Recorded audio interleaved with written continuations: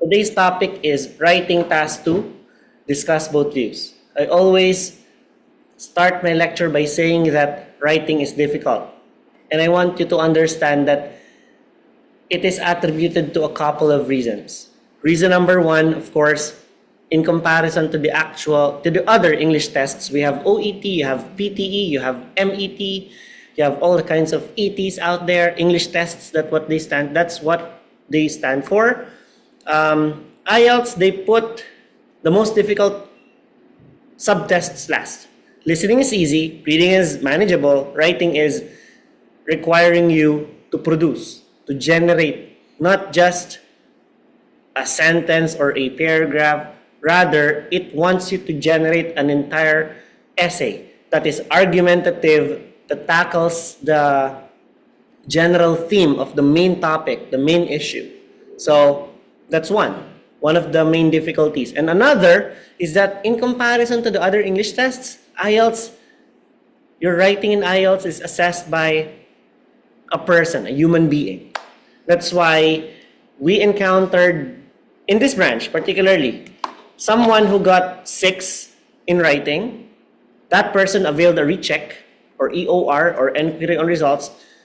So however you want to call it, it's just that, okay, I took my test and I didn't like the assessment. I think I was misassessed. It's misjudged. I wasn't judged fairly. So I will be requiring the assistance of another examiner on the same group. So if it's British Council, it's going to be British Council rechecking my writing once again. So after that, that person got 7.5. Look at that. 1.5 whole point jump. It doesn't happen very frequently. So the largest jump that I encountered was in the main branch. It was 5.5 to 7.5. The reason why he first got 5.5 was because of his poor handwriting. And after he was able to recite, imagine that he was summoned to the British Council in Manila. He was asked to recite the contents of his essay because none in the building can understand what is written on his paper.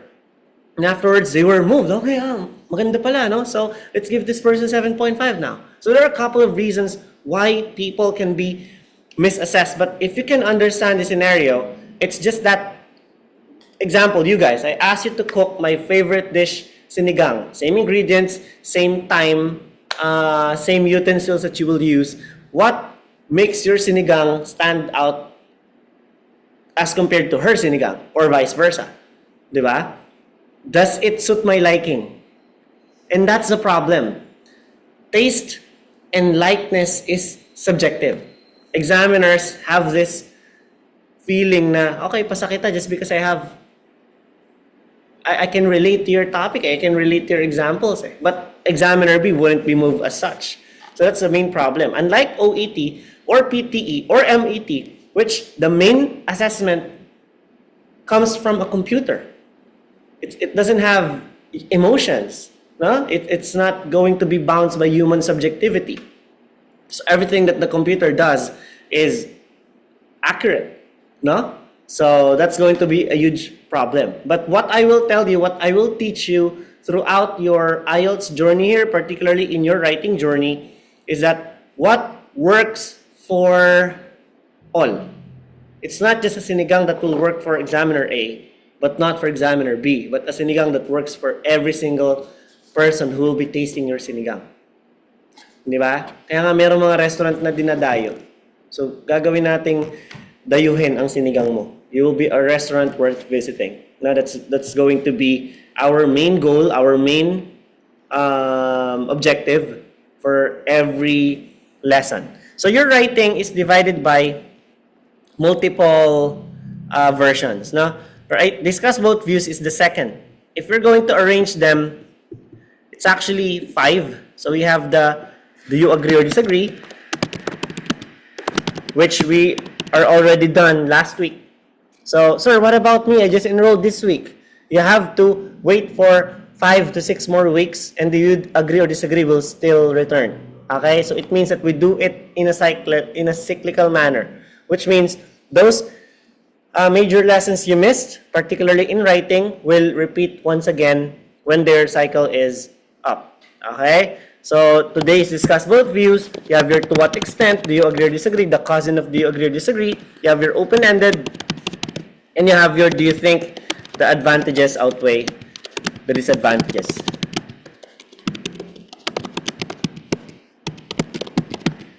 And all of these, no, will require separate assessment. So do you agree or disagree? To what extent? Open-ended, advantage, disadvantage, discuss both views. All 5 of them will require you to produce a different kind of essay. That's why you have to attend all of them. That's why when people tell me, sir, I need to do this review. When are you planning to take the test? Next month. Oh, I think it will not be enough. Just imagine, one of my students attended all the writing except discuss both views. Except discuss both views. You know what was the topic that was asked to her when she took her first exam in Baguio City? Discuss both views. What was her score? 6. What does she need? She need to get 6.5. So the main culprit why she didn't get 6.5 the first time, it's because she missed the opportunity of attending discuss both views. It's just that. That's the main problem. That's why you have to attend all your topics and lessons. Let me reshare, ha, because I'm having problems with my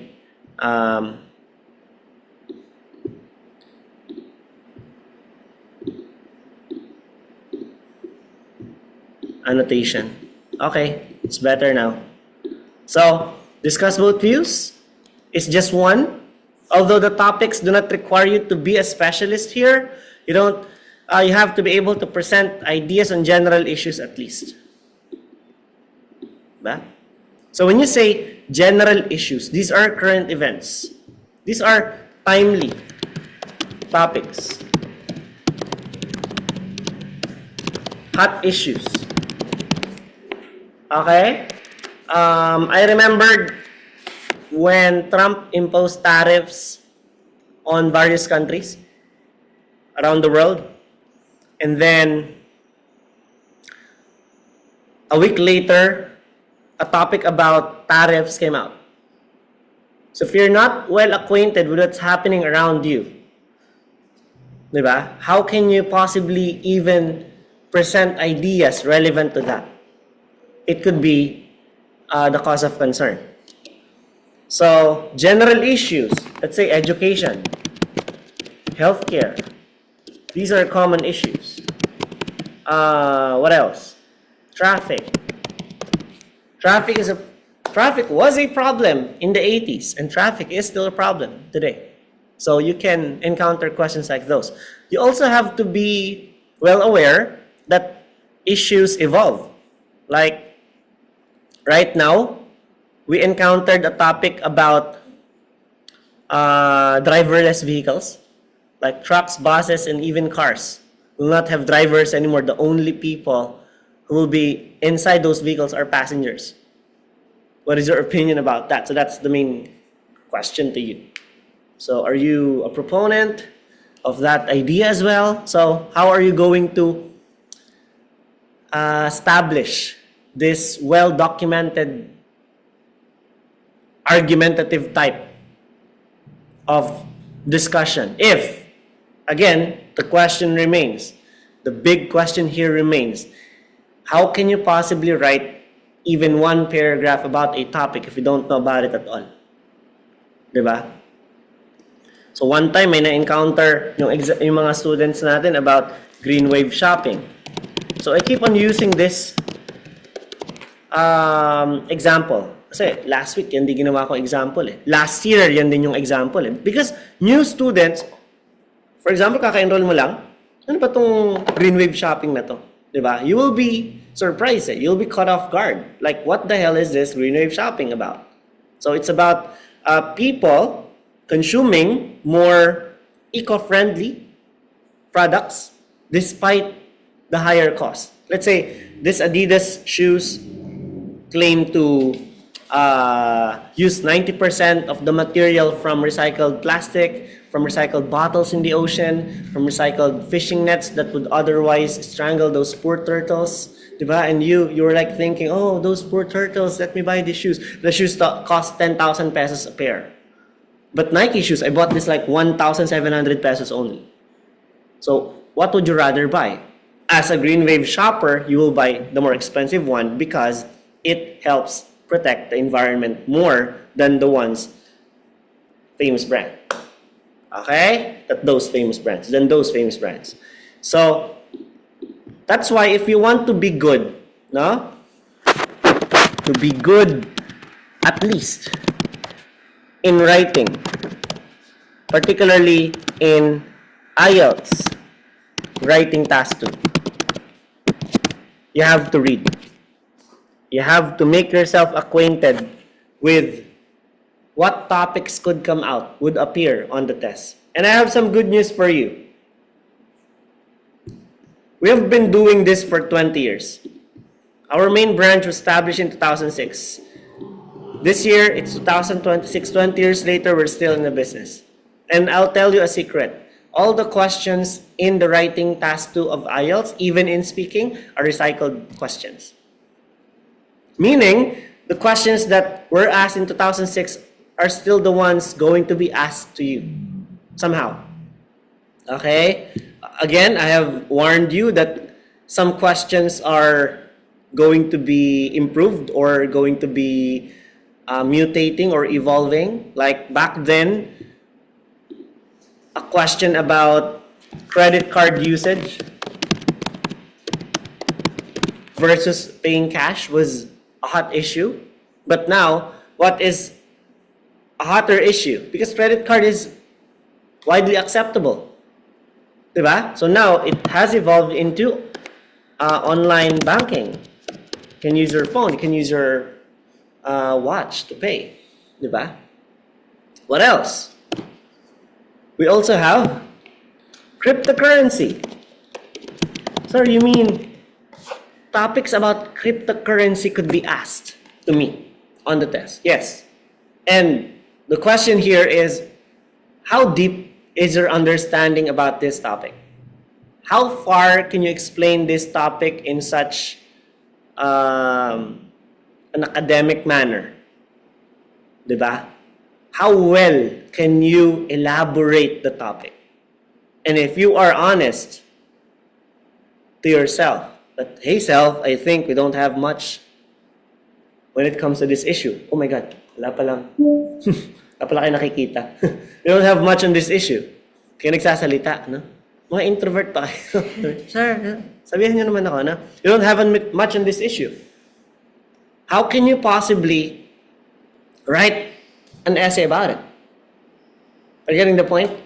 That's why if you're honest, tell yourself, I don't know about it. That's it. Because you can still do things. You can still take steps to improve prior to the date of your test.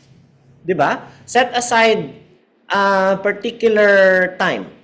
Kasi I know in this point in time, at this point in time, we're all distracted. Diba? It's easy to listen to your Zoom. Ilan sa inyo yung naka-laptop tapos nag-browse dyan ng cellphone. Diba? Nasa bahay. Or nakikinig kunwari sa topic tapos lumilipad naman yung isip. Diba? And the moment we got home, what are you going to do? Are you going to still continue studying? What are you going to do during your spare time? Are you going to just doom scroll? Are you just going to are you going to get lost within the noise of everything? Diba? Matatabunan na lang na ng ingay ng lahat. Diba? Chismis, mga unnecessary long AI posts, diba? Mga unnecessary long videos on YouTube that you don't have anything to do with. So, take steps to improve by reading. Reading past examination questions. Okay? Reading past examination questions would be integral in your preparation. Sir, why do we have to read past examination questions? As I have mentioned before, past examination questions get recycled. They get repeated. So if you're going to browse, so later, I will be posting the replay of the video so that those latecomers can still consume whatever content is about to be discussed here. Plus this, already converted into PDF. You can use this as your handout so that you can return to the topics that I have mentioned, including the samples I will provide, plus the orange book. This orange book used to be a hard copy.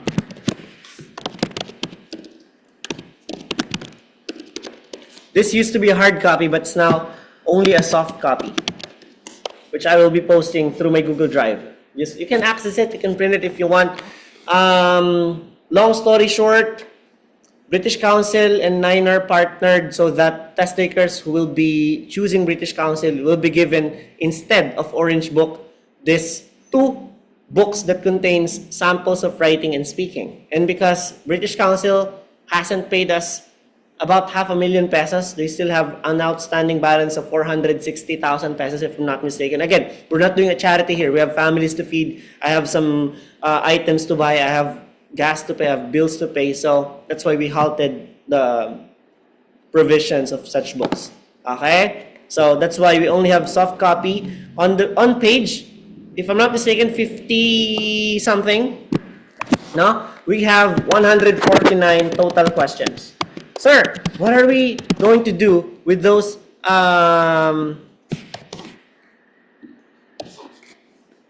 questions? I just want you to browse them.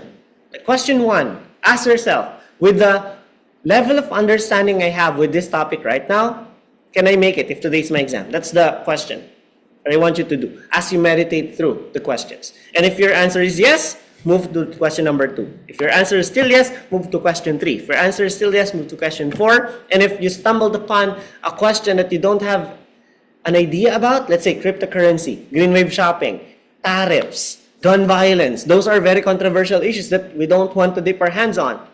So, better to read about them later. So, select which questions you are finding it difficult for you, and then read articles about them later. That's why the first thing you read is, of course, read Orange Book,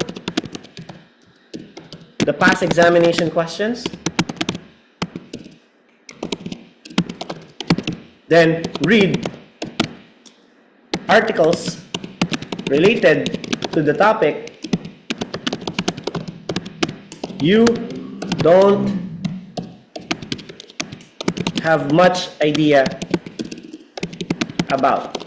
Which article? English article. Don't read tabloids, ha? Don't read tik-tik bulgar, mga ganon, ha? We have to be acquainted with the English language. And in particular, broadsheets. In particular, the news and opinion section. You can read some lifestyle and business sections of the newspaper, but you don't fully waste your time on those areas. Read more news and opinion section because that's where you can get valuable information that you can use as your example. And in the opinion section, you can understand how people can be persuasive without being too pushy. That's the goal of argumentative writing. For you to make me understand your point of view without you forcing me to do it, without you being vocal about it. That's the goal.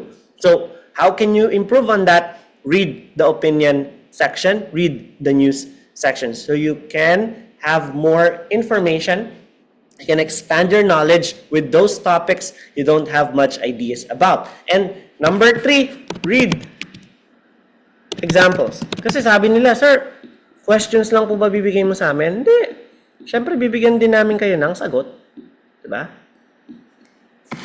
Gusto nyo, puro tanong lang. Dapat may sagot din. Okay? So, after this discussion is over, I have roughly 5 or 6 samples in the end. You can use those to understand how the arrangement of paragraphs, of ideas are logically sequenced in order for you to capture a similar framework in making your own. So I just want you to understand that concept. That's it. Writing task 2 is difficult, but we can take steps, we can take necessary steps for us to prepare so that by the time that this is our exam, we are now equipped with knowledge and skills in addressing this test. Your writing task is roughly 40 minutes. In total, your entire writing sub-test is 60 minutes. But let us remember, you have your writing task 2 and writing task 1. So your writing task 1 will differ depending on your module. If you're academic, you have the academic module. Your writing task 1 is statistical report. Diba? If you're GT, this is letter writing.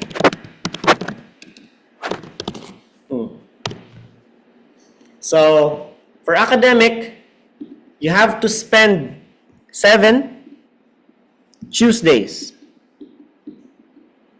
So, remember that we don't have live lessons on Tuesdays, right? You know that? Did you already know that we don't have lessons on Tuesday? We are only doing mock on Tuesday. But for academic, you have another quest. So your mock is not your main quest. Every Tuesday for academic, your main quest is to see what is the topic for task 1 uploaded during the day.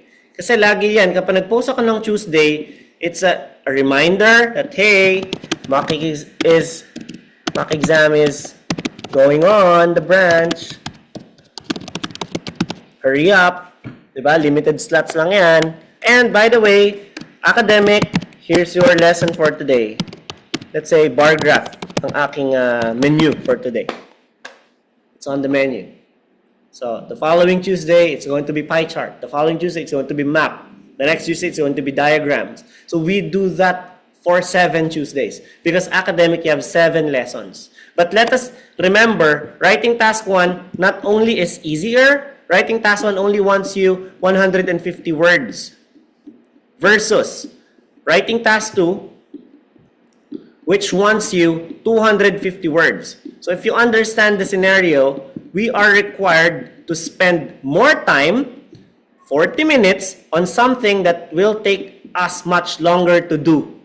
Whereas, since writing task 1 is only 150 words, and just to be clear, you hear it from me ha, you will be hearing this from me. Kahit academic ka pa, madali ang task 1. Because everything that you have to write about is already there. So imagine, I'm going to write a statistical report about the precious metals sold by Southeast Asian countries, ranking by their percentage. So it's a pie chart. And then there's a bar graph below when it comes to sales. So, andun lahat eh. Like Indonesia, it has 64% for nickel. Tapos si copper naman, meron tayo for China. Di ba makikita mo dun eh? There are some figures that you can express in sentence that you can make comparisons about. Hence, statistical report. You can do academic comparisons. At nandun yun. Sa GT letter, the instruction is given. You just have to be good at patching those sentences up. At again, kung GT ka, attendan mo lang na lecture ko, isa. GT letter writing, and that's it. Di ba? Kahit nga yung mga estudyante ko na high school lang tinapos. Meron nga akong estudyante, grade 2 lang tinapos, pumasa sa GT letter eh. Basta makikinig ka lang. But writing task 2, this is the real deal. Imagine this ha. Writing task 1 is only 33%. 66% is captured by your writing task 2. So to make this comparison, writing task 1 score, raw, plus writing task 2 score, times 2, divided by 3. So example, you got 5 in task 1. This is a failing score. This is a low score. You got 8 in task 2. You multiply this by 2 first. 8 times 2, this is going to give you 16. So this is 5 plus 16. This is 21 divided by 3. That is equivalent to 7. And band score 7 is your writing grade. So you get the scenario. But what if we flip the script? You got 8 in task 1, you got 5 in task 2. So 8 plus 10, because you will multiply 5 by 2. This gives you 18, divided by 3, you only got a band score of 6. Even though you got an impressive score in task 1, which is an 8.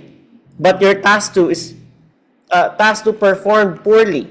So you will not receive such assessment. Mababa, ano? So do writing task 2 in the actual exam. Yes, you're allowed to. Kapag computer-based yan, you will see 2 boxes here.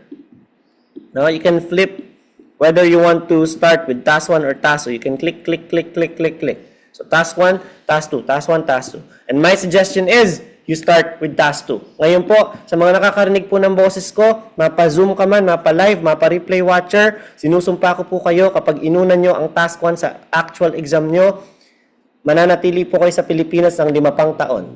Okay? So please, wag makulit. Ayoko kayong isumpa, pero I have no choice, matitigas ang ulo. Okay? Do writing task 2 first in the actual exam since writing task 2 carries more weight. Clear? Okay.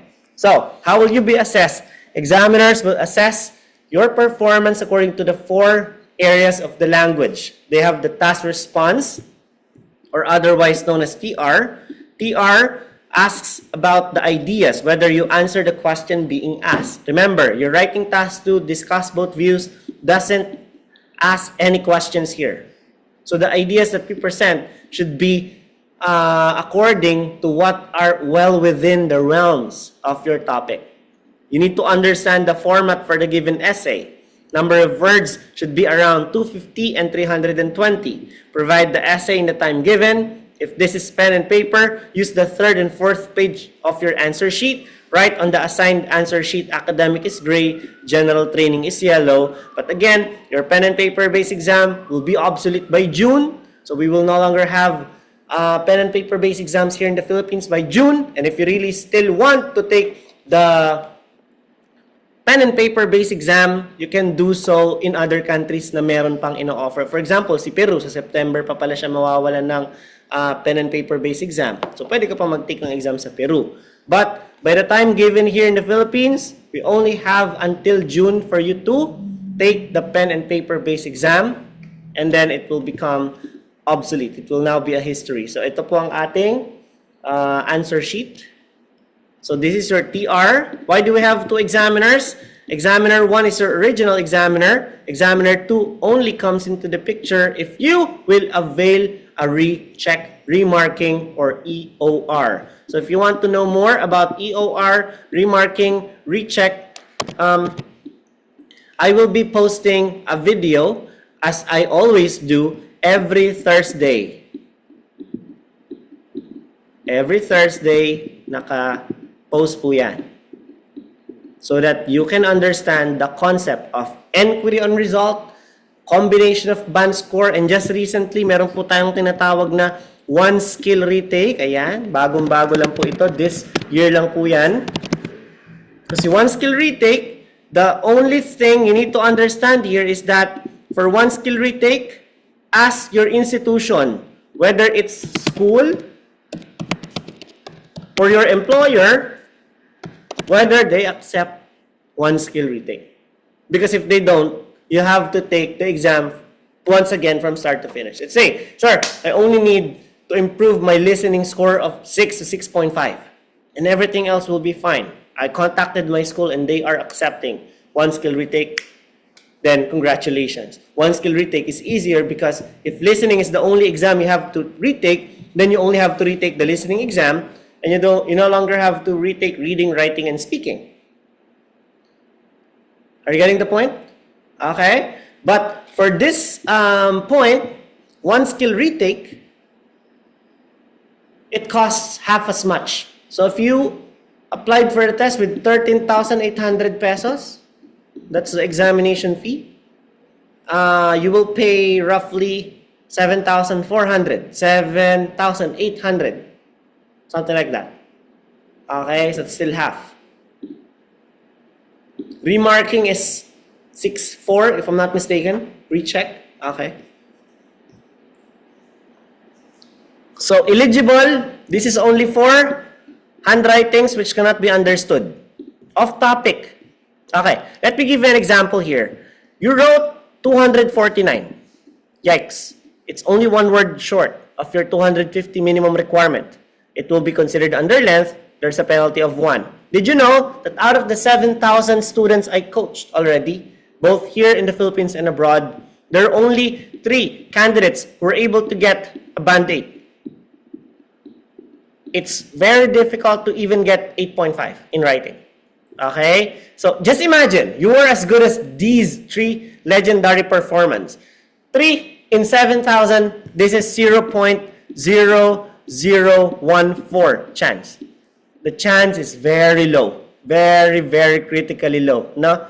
Okay? When I Googled, what are your chances of getting hit by a lightning, or what are your chances of being bitten by a shark, your chances are higher than getting a 9 or getting even an 8 in IELTS writing. That's the crazy part about writing. That's why I keep on telling you guys this, that this is difficult, difficult, difficult. We don't want to take this for granted. So, your automatic TR, if this is under length, is 5. Imagine, you're as good as them. You got 8 in the other remaining areas. Wow. Almost, no? So you add all those 3 8s, 24 plus 5, 29, divided by 4, you get a band 7.14, but there's a penalty of 1 that will be applied. So the highest possible score you can get is a 6. And you can only do that in 0.0014 chance, because that means you need to get an 8 in the other areas just for it to get 6 despite the under length number of words in your essay. How crazy is that? Okay? Now, you told yourself, oh, wow, I just have to write adequate number of words then. I can now write whatever I want. Like, off topic na to. Diba? You are going around the bush, or you inserted, once upon a time, there were 3 little pigs. One day, they decided they want to build a house. The first little pig built a house made of sticks, diba? Or made of straw. Damn! Nakita ng examiner, ginagago mo lang kami, sige, may penalty yan. Off topic. Memorize. You saw an essay online. May mga telltale signs kapag memorize po yung essay. Especially pag nakakita yung mga examiner ng, this essay will discuss. Yan. Ayaw na ayaw nila yan. That is a symptom that your essay is memorized. This is a symptom that your essay is copied from whatever online source you got. Actually, ang conspiracy theory ko nga dyan, yung mga video sa YouTube, yung mga samples online, ay pakalat yan ng mga testing centers mismo. Bakit? Because they want to lead you to failure. Why? Because if you fail, you have no choice but to retake the test again, and if that happens, they will get richer. How many test takers apply for the test in a year? 200,000. How much is the exam? 14,000. You multiply that, that's more than 4 billion pesos. In pesos, 4 billion. Clean money, not laundered. Clean. What if 40,000 will retake? That's another 900 million in pesos. Damn. Can you imagine that? They can become richer simply by leading people to fail just because of those websites that they put up. So, kasi hindi tayo nag-iisip na, bakit kaya libre lang tong YouTube video na to? Aren't you thinking about it? Because you pay them indirectly through clicks, views, and ads that you watch on their videos. Through internet traffic that you generate. So they want to make audience like you feel that this is easy so that you will tune in longer. This is easy, ganito lang yan. And those flashy lights, look at us. It's boring. It's hard. No one wants to do boring. No one wants to do hard. Right? Kaya wala kaming views sa YouTube eh. Kasi we're telling you guys the truth eh. Okay? So, this task response area just wants you to write adequate number of words, which means more than 250. Back to square one. How can you possibly write a 250-word essay if you don't know about the topic at all? It's going to be difficult. Correct. Okay, next. You have to make sure that you are discussing what is well within the topic. You don't have to go off topic. You don't have to think about the prequel or sequel of this topic. All you need to do is to explain the significance of it now. Okay? Otherwise, you will be penalized for it. You don't have to worry about eligibility anymore, especially if you will be taking the computer-based test, since we don't have eligible in computer-based test. We are judged fairly, fair and square, because we use the typewritten content, the keys on your keyboard. Okay? Next, coherence. Coherence is the arrangement of your ideas. And when you say arrangement of your ideas, sequencing them, this is where paragraphing comes into the picture.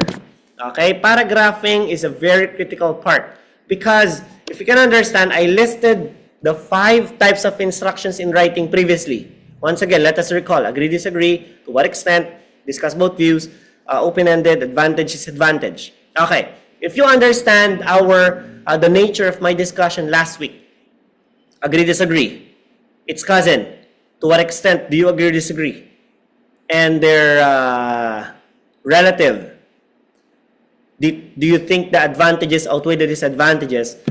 They are from the opinion category, which means if you will not provide your opinion, it's already bound to fail. An opinion category requires 5 paragraphs. That's it. There's no in between. There's no more, there's no less. If you encounter an opinion category and it doesn't have 5 paragraphs, you have poor coherence. That's it. It's simple as that. Okay? It's a game number. Again, even though this is subjective, they still have parameters to enforce.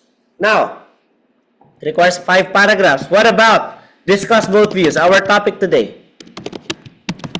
It's fixed. 4 paragraphs. If you want to retake the test, okay, if you want to make the examiners 14,000 pesos richer, then write more or less than 4 paragraphs. If you want to see the testing center again, write more than 4, write less than 4. But if you want to succeed, if this isn't your first time taking the test, if you want to succeed, to finally succeed, to finally best this test, write 4 paragraphs. That's it. Okay? So when you arrange it, this is introduction, and then body paragraph 1, for view number 1, that's it. Body paragraph 2, for view number 2, and then conclusion.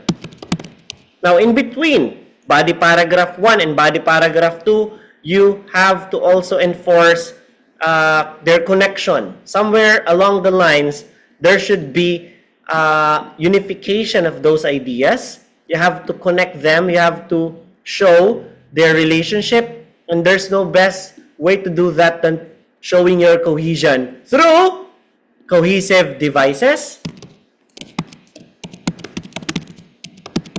Many people refer to this using other terms: cohesive devices, discourse markers, linking words.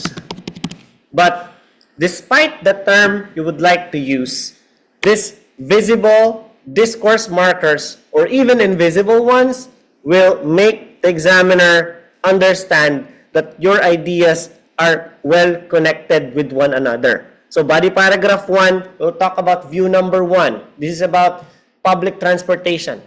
Body paragraph 2, on the other hand, we'll be talking about the private transportation. So that's it. You use the word on the other hand to begin your next paragraph.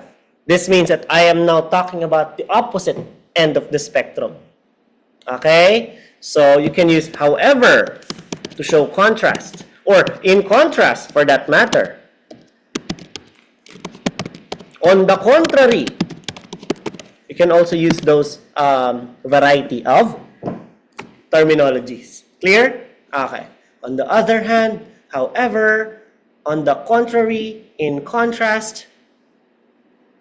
I use nevertheless, nonetheless too, but not as often as on the other hand. See how easy it is to spell on the other hand compared to nevertheless, which consists of roughly 13 letters, if I'm not mistaken. So within those paragraphs, and you're trying to add more ideas, inputs, in addition to that. Okay? If this is a new paragraph, don't use to that, ha? Kasi that is a pronoun. And we haven't replaced any nouns yet. That's why you don't use in addition to that at the beginning of a new paragraph. And then, you can also use moreover, furthermore. Even, for example, for instance, and to illustrate. Okay, are used to generate that this next sentence, this next phrase, few phrases that I will be referring consists of ideas related to examples. Ganun, di ba? Even in conclusion. Oh, this is a cohesive device, and examiners look out for them. So, if you are using cohesive devices and it blends with the environment well, it doesn't look forced. No? Hindi siya dating pilit. You have great coherence and cohesion. So to master that, arrange your paragraphs, use connecting devices, but don't use them forcefully. Okay? Clarity. Vocabulary and lexical resource. I just want to drop this fact that in the Philippines, our highest scores were from vocab, which is an average of 7.1. Like imagine, I want to take the test and my fellow Filipino test takers got 7.1 as an average. And lexical resource, grammar is 6.8. And you will wonder, why are we good at both vocabulary and grammar? Well, once again, it will take us back to the nature of what Filipinos are. We are accustomed, we are so used to English that since in kindergarten, we have English subjects already. Di ba? What's the English of this? What's the article for apple? Di ba? Nakalagay yun sa picture. Kinder pa lang, yun ang pinag-aaralan ng mga bata. Nung grade 1 ako, puro nouns. Ngayon nga, grade 3, actually, may mga subject-verb agreement na sila eh. Di ba? Grade 3 pa lang yun.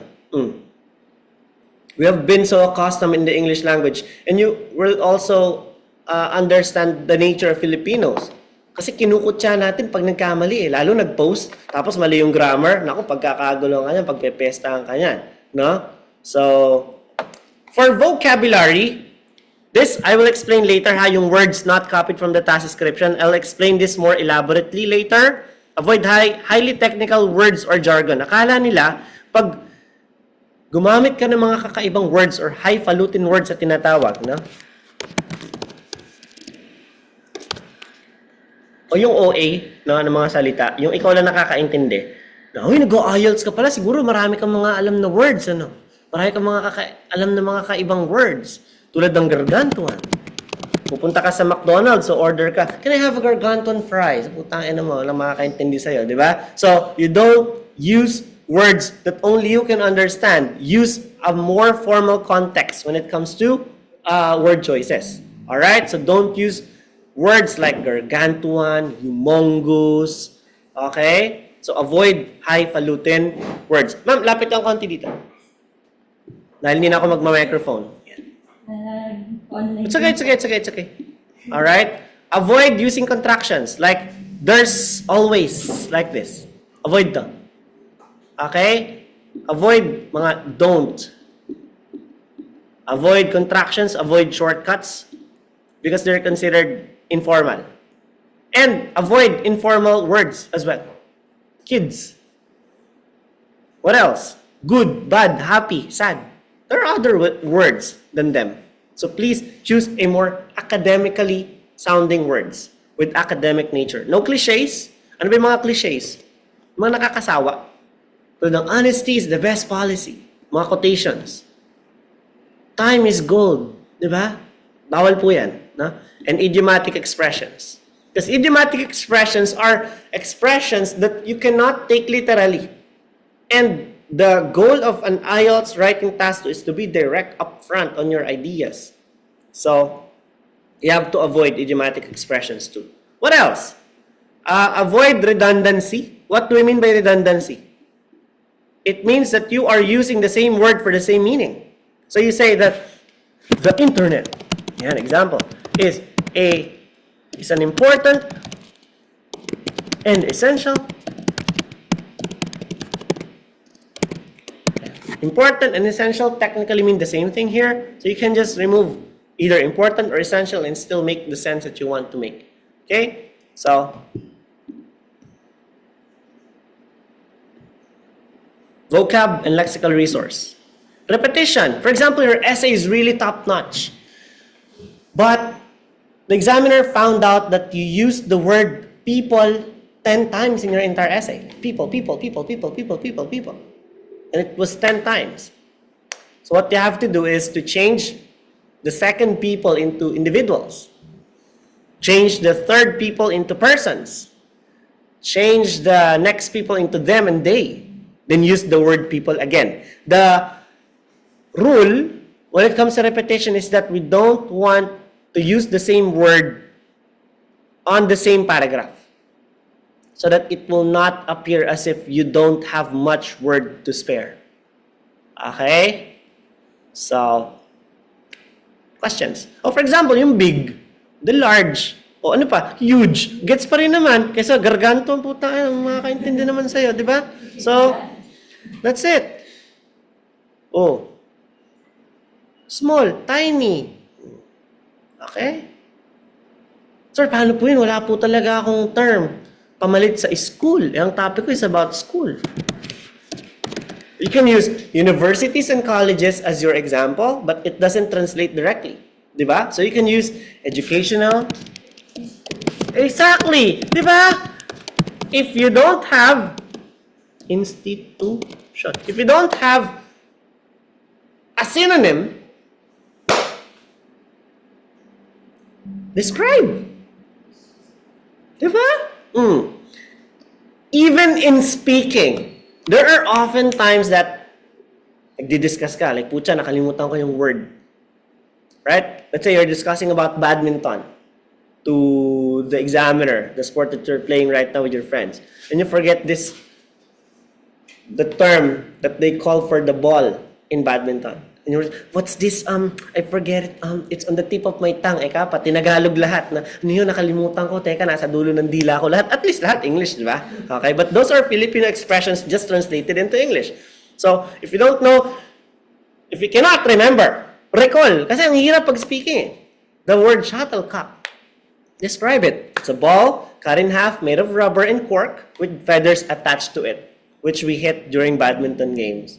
And when this object hits the floor, it's the point of your opponent. Ganun lang.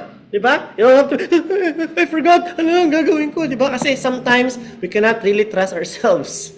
Bibitray tayo ng brain natin, lalo pag kailangan na natin ng tulong niya. No? Minsan talaga ganun. So, vocab and lexical resource. Next is grammar. Sentence structure. Wag lang puro simple sentence kasi, sige, sir, sabi mo sa grammar, ano to you count the mistakes Diba? They count the mistakes. And if you exceed more than 6 mistakes in grammar, let's say 7 mistakes, you will now get ano ba yung spelling ko, mistakes?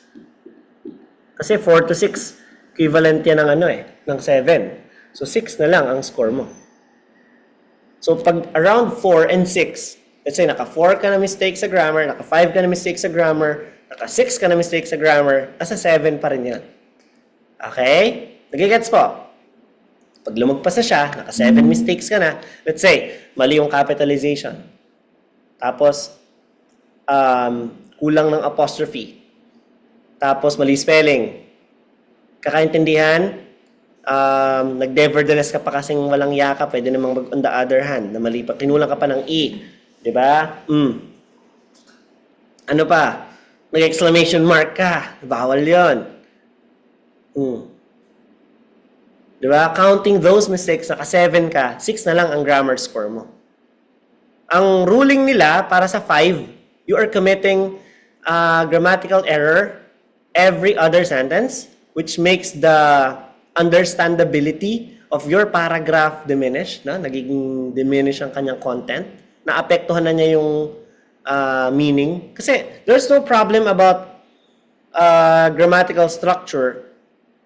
But there is what we call the semantics and syntactics. Yung syntax naman may problem. Baka sabi mo dyan, the sheep chased the lion. Like, in what universe are you going to see a cute little sheep chasing a lion? Diba? The grammar is there. The subject was there. The verb was there. It is accurately arranged. But it should be, the lion chased the sheep eh. Diba? It's much more convincing doing that. So you also have to check those.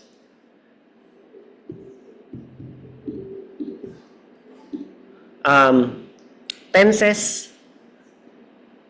Guys, just heads up.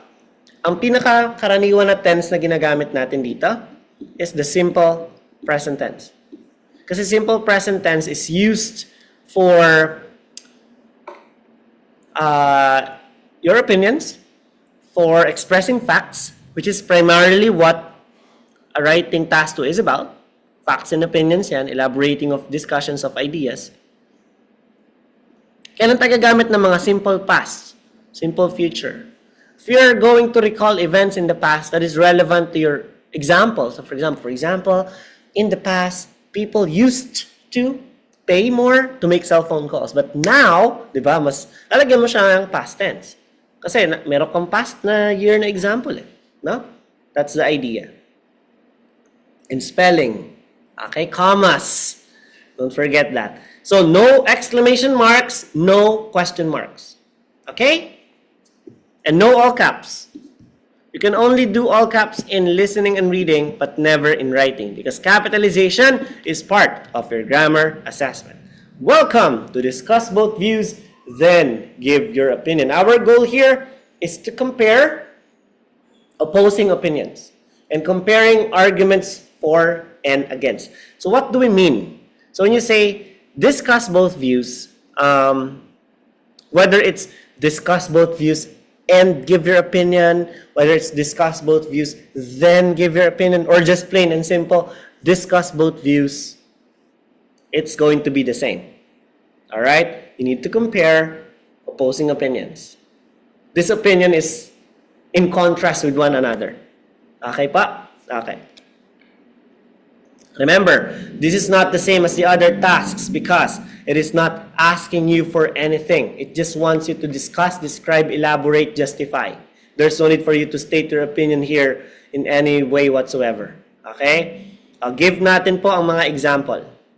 Some people think that personal happiness is directly related to economic success. Ano po ibig sabihin yan? Tagalogin natin. Ano po ibig sabihin yan? Oh, ang pera daw ay saya. Oh, di ba? Masaya ba tayo pag may... Oo naman, sir. Kaya nga po may ibang bansa para sa pera, di ba? Nakukuha po. Okay, are you getting the point? Personal happiness means you're economically successful. Others argue that happiness depends on completely different factors. So besides money, what do you think are the other areas of a person's life that can make a person genuinely happy? Hindi nga. Ano? Kung nakasalamin kayong lahat, malabo ba yung mga mata niya? Okay. Ano po? Family? Okay. Siyempre, pag tinakwil ka ng pamilya mo, di ba? Wala naman ka na uwi dito. Ano pa? Ha?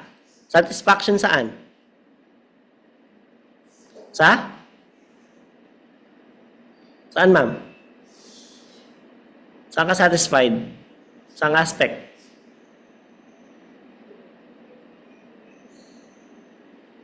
Diba? So, family and friends, yeah, relationships. Ano pa? Ikaw, ma'am? Stability ng work. Okay. Pasok na rin natin yan dun sa economic success. Andun na siya. So, health. Diba? Isipin mo, you're the third richest man in the Philippines, pero lahat ng tubo nasa iyo. Tapos nasa ICU ka. Hindi mo ma-enjoy yung yaman mo. Because you have this critical illness. Diba? Gets niya? So, health and relationship with others, family and friends.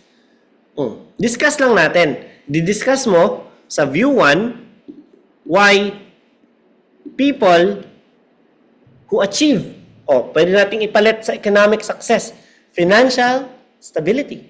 Ano pa? Financial freedom. They can buy whatever they want.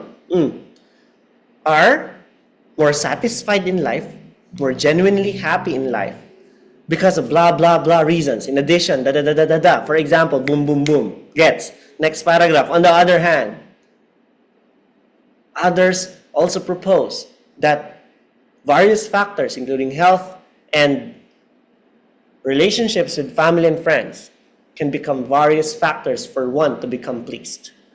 Explain mo naman. Blah, blah, blah. Boom, boom, boom. For example, jump, boom. Ganun siya. Okay? Now, punta tayo sa isa.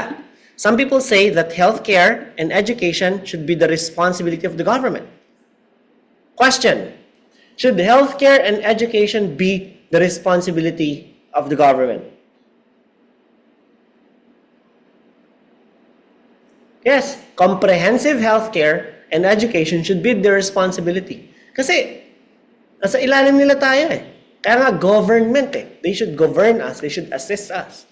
But, on the other end, people think that health and education should be the responsibility of the individuals themselves.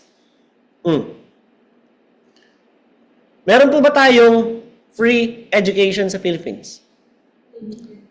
Free. Yes. Meron tayong public schools. Free yun. Meron ba tayong free healthcare? Yes. Diba? Ngayon, ito ang tanong. Gusto mo bang magpa-hospital sa free healthcare sa Philippines? Di ba? Umiiling tayo. So, papasok yung, this is the responsibility of the individuals themselves because we can choose. Di ba? Sa private hospitals. Ayaw mo ng public school? Di ba? Naalala ko nung elementary ako, yung mga armchair natatanggal. Tapos may mga pako nakausli. Tapos electric fan. Di ba? Tapos kami pa yung magwawalis.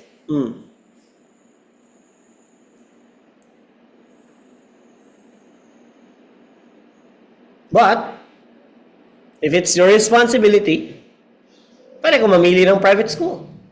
Di ba? Aircon. Parang ang babango ng mga estudyante kasi nga, aircon. O kung makikita ko yung sarili ko nung grade 5, hindi ko aamin yung sarili ko eh. No? Kasi grabe. Araw kung araw talaga. Makipaglaro kami sa arawan. That's it. You just have to brainstorm. Introduction is your opening statement. Teka lang, pakuha ako ng tubig.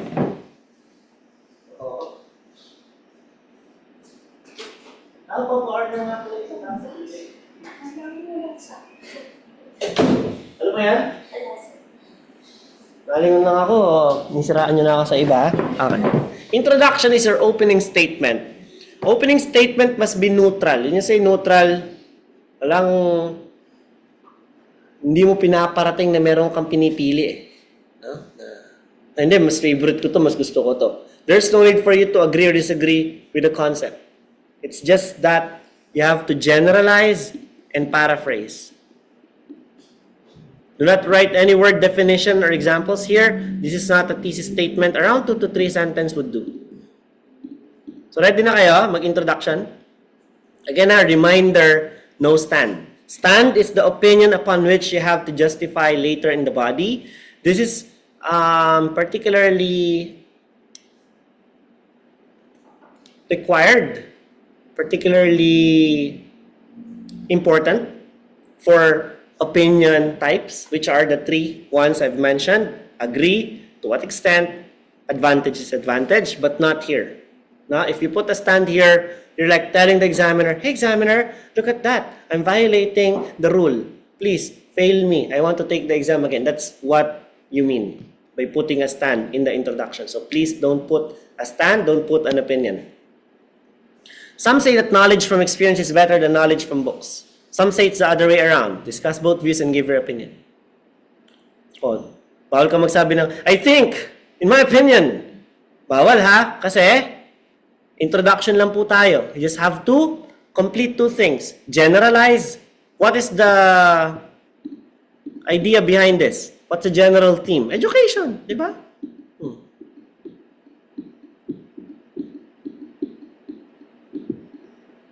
And then, to explain and paraphrase.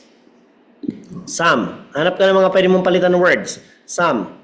Many people today, o yung say, palitan mo ng claim, that information acquired from first-hand experience is superior. Meanwhile, there are those who propose that ideas that came from literary reading material is better. That's it. Your introduction is done. Diba? You just have to include both. So this was my example before. Many individuals are of the opinion that acquisition of information can be done easily through personal learning experiences. However, others claim that knowledge acquired from texts is a more reliable source. That's it. Ito, eating at restaurant is convenient for many people, but some prefer eating at home because it is much cheaper.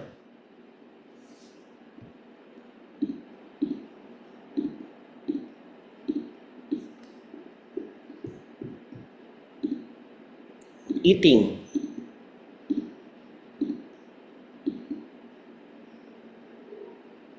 Restaurants.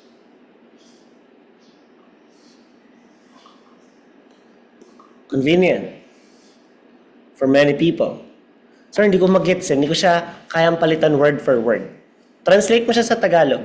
Ang pagkain sa labas ay pinipili ng karamihan dahil mas convenient. Ano ba ang mga terms na convenient? Accessible. Diba? Readily available. So, today, a lot of individuals choose to eat at restaurant, to dine. Diba? At restaurants due to its availability and accessibility. Period. Meanwhile, there are families who still argue that home-cooked meals offer less expensive or less expense na lang. That's it.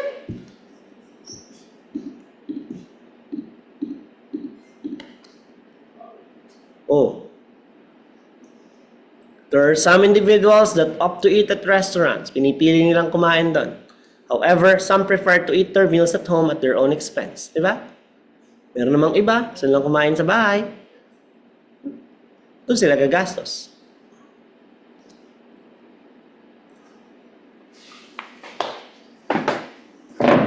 Kailangan, andyan na yung tubig.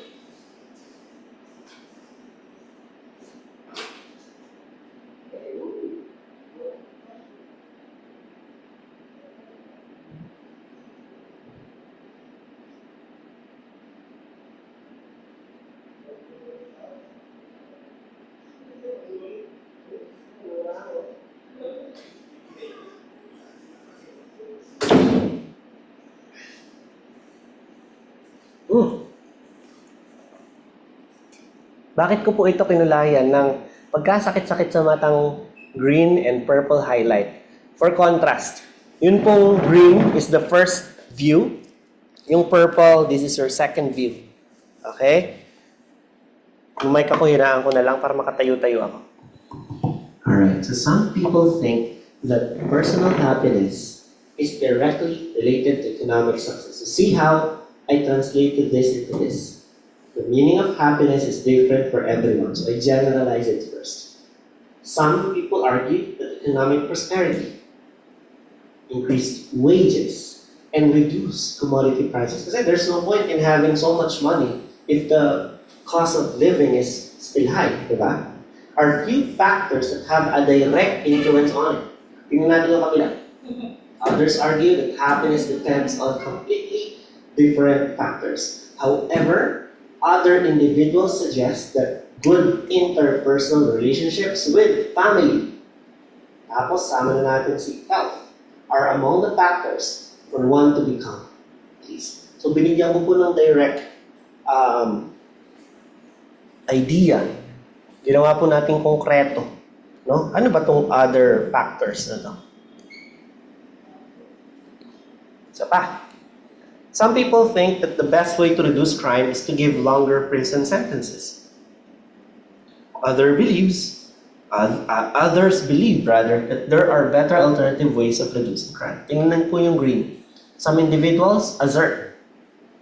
Pinalit natin si some people think that extending longer, diba, prison sentences is the best way to address the increasing rates of crime in many countries worldwide. Others believe that there are better alternative ways of reducing crime. Nevertheless, there are those who support alternative methods which they find to be more effective. Yun, diba? I'm not insinuating a new information. So my introduction is still well within the bounds of the task description. Same as this, diba? Some people believe that the aim of university education is to help graduates get better jobs. These days, more people are deciding to pursue university studies. While some are of the opinion that the only purpose of university education is to improve job prospects. Others believe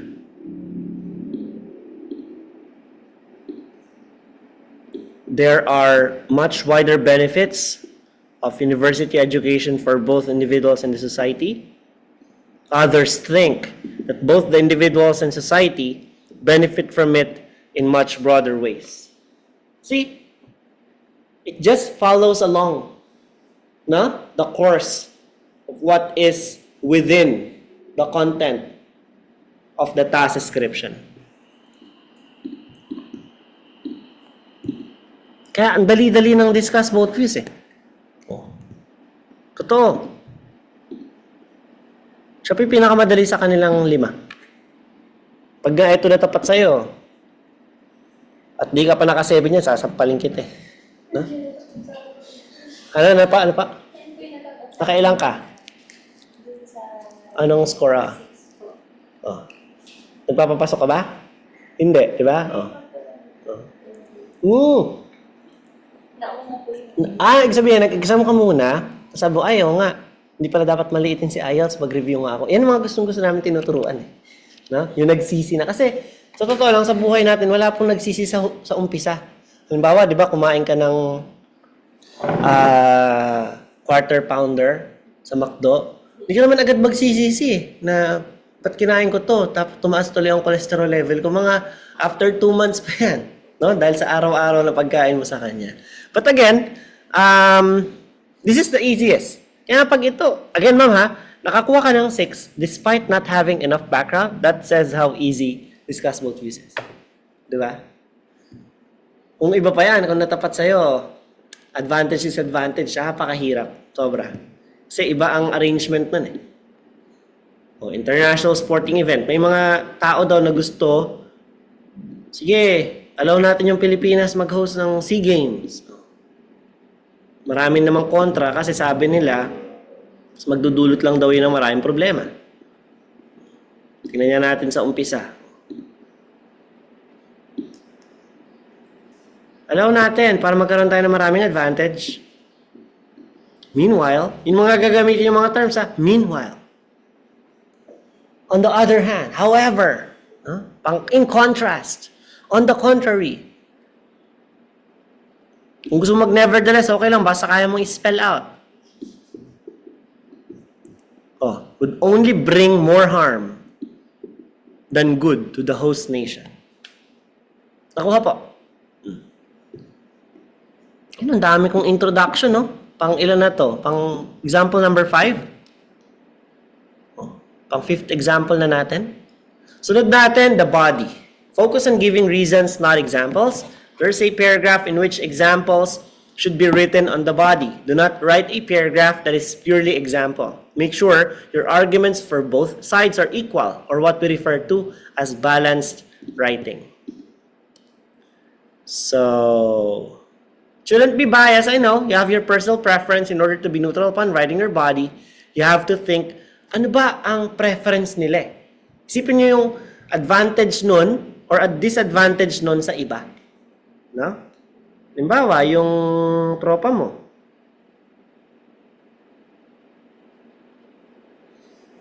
Paano kung, o yung family mo, paano kung sila ang makaranas na to? Anong advantage ito sa kanila? Or disadvantage ito sa kanila? Para medyo malayo siya sa personal na opinion mo. Okay, ito po yung aking body paragraphs. By the way, ito pong paragraphs na to, magkasama po siya ha. Pinaghiwalay ko lang siya so that makita nyo kung saan yung putol ko ng in addition. Nagkakaintindihan? Alright. Isa pang highlight, yung words na nowadays, bawal na po siya. Nagkakaintindihan na naman, 2018 yan, na ruling. Meron po kaming 200 test takers dun sa Cebu. Isa lang po nakakuha ng 7. Only one person got a 7. At siya lang yung hindi gumamit ng nowadays. Dahil sawang-sawa na po yung mga examiner sa salitang nowadays. So, kung hindi mo siya mapalitan, kasi kailangan mong gumamit ng reference para sa ngayon, gumamit ka ng mga these days. In this day and age, you know, in today's modern world, you know, at this point in time, gumamit ka ng mga ibang term, except nowadays, kasi nga, sawang-sawa na sila dyan eh. Umay na sila dyan. People are becoming pragmatic. Ano po ba sabihin ng pragmatic? Practical. No? And just make their own dishes inside the comfort of their home. Persons get to budget their money and wisely spend it on raw ingredients of the dish they're going to cook. Eka, bago tayo mag-discuss ng body, sige, brainstorm. Interact tayo. Kaya gusto ko may tao dito eh. No? Eating at restaurants,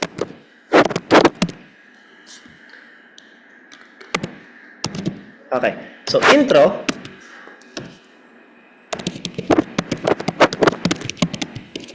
Di ba yan siya? Yun yung introduction natin. Tama po ba? Yan. So, body paragraph 1. Introduce muna natin yung restaurants. Ngayon, itong body paragraph 1, pwedeng consist ito ng dalawa. Tingnan nyo ha, pakita ko muna pala yung dalawang pwedeng maging version niya. Advantage 1 and advantage 2.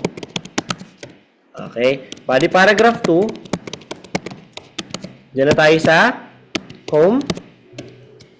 Advantage 1 and advantage 2. So naturally, sa paragraph na to, meron kang moreover, furthermore. Tama ba? O dito naman, pag nag-shift ka from body paragraph 1 restaurant going to home, gagamit ka na dito ng nevertheless. On the other hand, however, on the contrary. Okay. Then, conclusion. Ito yung unang kind. No? This is the first kind. This is the second kind. Pwede kasi siyang advantage and disadvantage. Dito naman din, advantage and disadvantage. Yun yung mga possibilities. Ang ayaw lang natin, nagbigay ka ng disadvantage kay body paragraph 1 about eating at restaurants, pero hindi ka nagbigay ng disadvantage kay body paragraph 2. Ang dating nun, bias ka. na mas pinapaboran mo si home cooking, halatang halata ka, no? So, yun yung gusto nating iwasan. Kaya pinakita ko po sa inyo to, yung mga possibilities na yan. So, ngayon, mag-brainstorm tayo. Ano po ba ang advantage ng pagkain sa restaurant muna? Readily available, di ba? Order ka, meron po ba kayo na to? Opo. Available po ba ito? Yes. Oh, di ba? Gaano kabilis ang waiting time? Di ba? Oh, kung bibili ka ng ingredients sa sinigang, magsisinigang ka versus so order ka ng sinigang diyan sa SM. Di ba? At sa mga giligans, ayan. Sa mga ano pa yung mga nasa taas? Ng SM masyadong makain doon, no? So, yan. Gano'ng katagal? 15 minutes, andyan na? At most, 20. Pagka busy sila, 25, 30 minutes, okay lang. Kasi kung kukumpara mo sa pagluto sa bahay, mas mabilis pa rin yun, no? Ano pa? Hindi mo kailangan maghugas ng totoo yan. Diyan ako talaga galit na galit. Ano sa paghuhugas ng pinggan? Sabi ko nga, pag pinturahin nyo na ako ng bubong, hindi nga paghugasin ng pinggan. Okay? Thank you so much.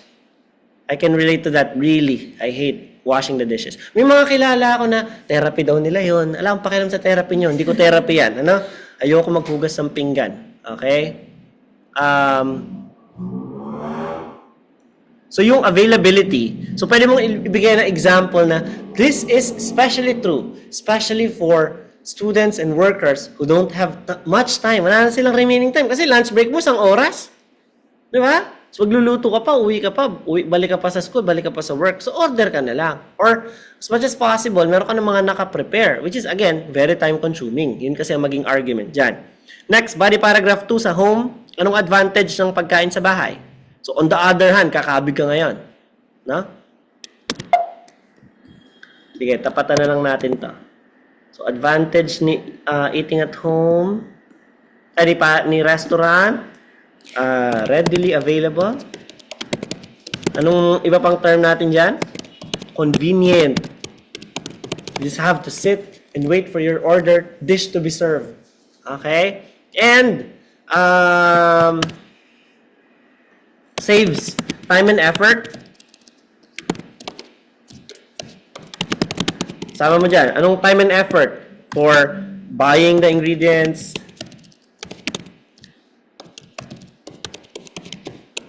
cooking the dish itself, and cleaning the dishes right after?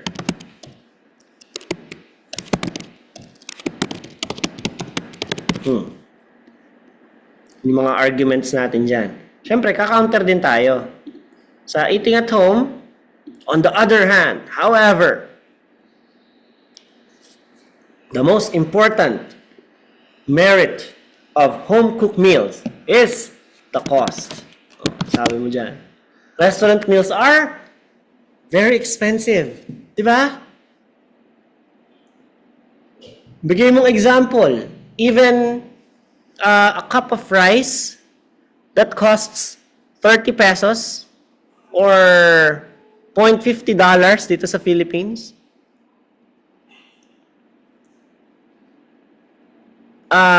Is already a price for half a kilo of rice that can yield 4 to 5 servings. O pwede mong isama yon. Kailangan, objective din po tayo sa pagre-reason. No? Na nakikita ng examiner siya with numbers. Ano pa? Help.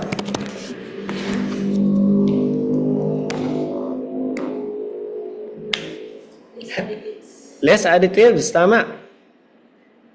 Less preservatives. Ano pa? People who prepare their meals at home can meticulously measure the amount of salt, fat, or sugar content, which are otherwise going to cause some diseases in the future. Especially pagka may existing condition ka na. Di mo naman pwede itanong. O sabihin mo dun sa restaurant, pwede po man pakibawas yung alat ng burger nyo. Hindi, yun na siya eh. Italagano na lang nila sa grill eh. Yung cheese, maalat talaga yan. May preservatives pa yung patty. Lalagyan pa ng salt yan. Maalat siya talaga.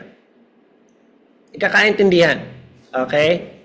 So, yun po yung argument sa nandito. So, inuna lang po dito yung home, pero baliktad ha, dapat mauna si restaurant. Sige, unahin na natin si restaurant ditong basahin.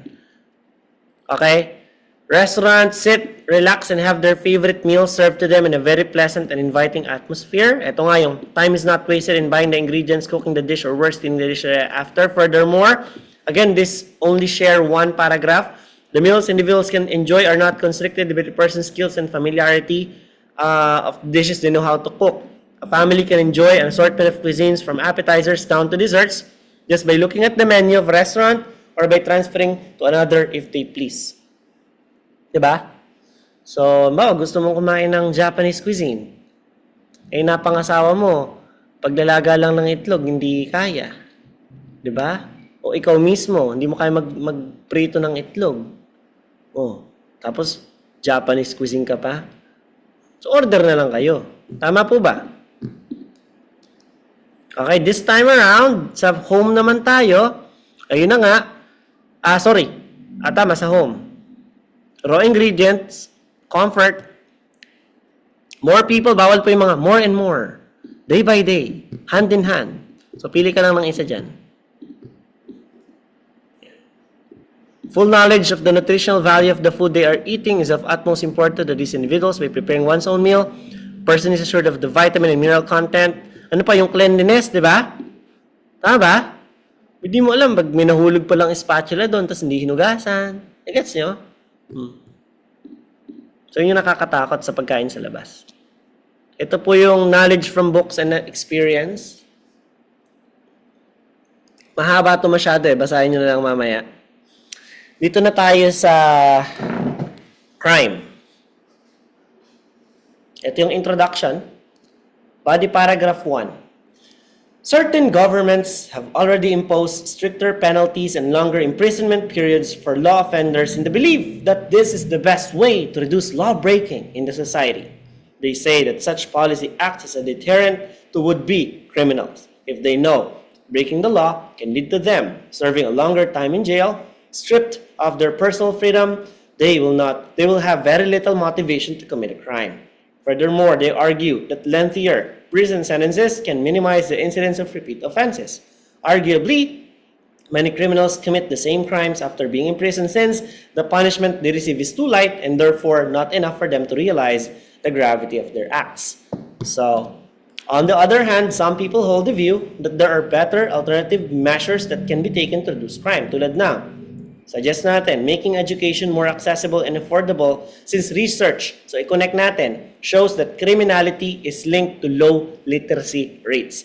Being educated allows individuals to secure decent and well-paid jobs and have the means to support themselves, thereby reducing the likelihood of them committing a criminal offense. In addition, others claim that improving the security and law enforcement schemes of countries can be a more reliable method of fighting crime. In some countries, for example, this is done by increasing police visibility and upgrading their surveillance systems. Ito naman, some people believe that the aim of university education is to help graduates get better jobs.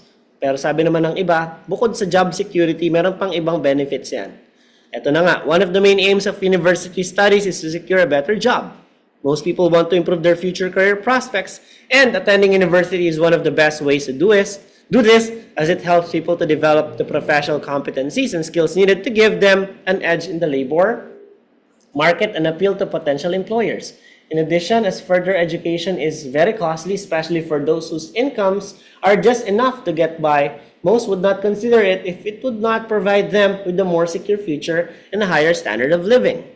To these individuals, therefore, the sole purpose of going to a university is landing a profitable and highly desirable job. However, entering a university also offers other advantages, especially to the students and the community. Huwag po tayong gagamit ng mga firstly, secondly, ganyan ha, ayaw po ng mga examiners yan. So, burahin natin. Tuloy lang agad, the independence of living away from home is beneficial because it helps the learners develop better social skills and improve as a person. In the university, students do not only learn how to stand on their own feet but also meet new friends. As a result, their maturity and confidence grow, enabling them to live happier, more successful, and more fulfilling lives. Likewise, a society may benefit from the contribution that the graduates can offer to the economy. The world is evolving to become more competitive, so countries need more educated people in order to compete and prosper. So sa conclusion, i-wrap na natin lahat. Gumamit tayo ng in conclusion na term to conclude, to summarize, in summary, no new ideas and affirm your stand. People, you heard it here first. You don't have a stand in the introduction, but you have to make a stand in the conclusion. Ano po ulit si stand? Is your opinion. So sa huli, pipili ka na. Okay pa? Okay. Ang kinaganda ng conclusion ng discuss both views is pwede mo siyang piliin both. Na? Pwedeng for one side ka lang, kung restaurant meals ka talaga, or kung home cook meals ka talaga, pero pwede rin namang both. Na? Several people enjoy home-cooked meals for health and practical reasons. Nevertheless, I'm one of those who prefer to dine in restaurants after comfort and diversity whenever the opportunity to eat is given. Ito yung conclusion natin sa university education. In conclusion, although one of the primary goals of university education is to get the best jobs, I believe that there are clearly further benefits. If people continue to promote and encourage university attendance, it will lead to a better future for both the working population and the entire nation. Ito naman sa prison sentences. In summary, there are legitimate reasons to believe that imposing longer prison sentences is the ultimate solution to criminality. However, I believe that there are clearly more effective ways to deal with this problem that governments need to impose. So hindi ako masyadong pabor sa longer prison sentence. Gusto ko i-explore yung others. No? At yun po yung sinabi ko dyan sa aking conclusion. Okay? So before we continue with some more of our samples, and before I proceed to making my own essay live, let us take first a 10-minute break. It's 10:52. Saktong 11 po, balik.